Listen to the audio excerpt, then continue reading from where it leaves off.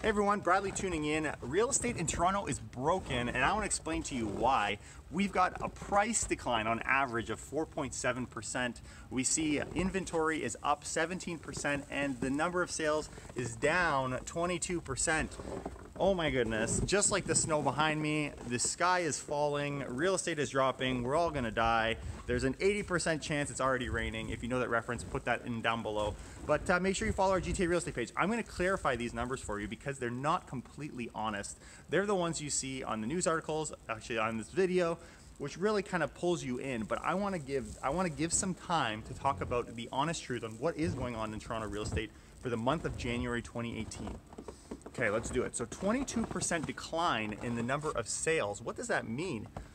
That sounds bad because we're comparing against a record year. Literally, the all-time record for number of sales happened last year, January, for that particular year. That was the one that hit that record. So when we compare 22%, it's gonna seem very grim, but it's actually we're still seeing a lot of sales activity considering.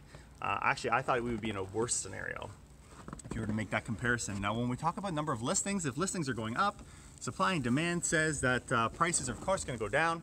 But is this really the case? We still see in the last 10 years, the number of listings are actually at the second lowest, next only to last year, which of course was a record year.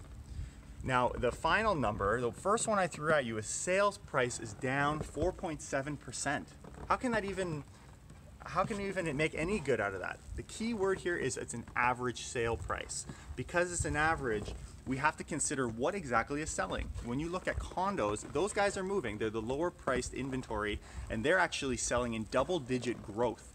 But when we look on the low-rise segment, the detached and the semi-detached specifically, we actually see that these guys aren't really selling all that much. So if you take away the high-priced homes that have sold, of course the average is going to decline. It doesn't take you far to realize if you were to go segment by segment, we actually on the MLS index find that we're up 5%. So prices are actually up, even though you're hearing the exact opposite. So make sure you take everything with a grain of salt. We're gonna keep doing these videos to shed some truth on exactly what's going on in the Greater Toronto area.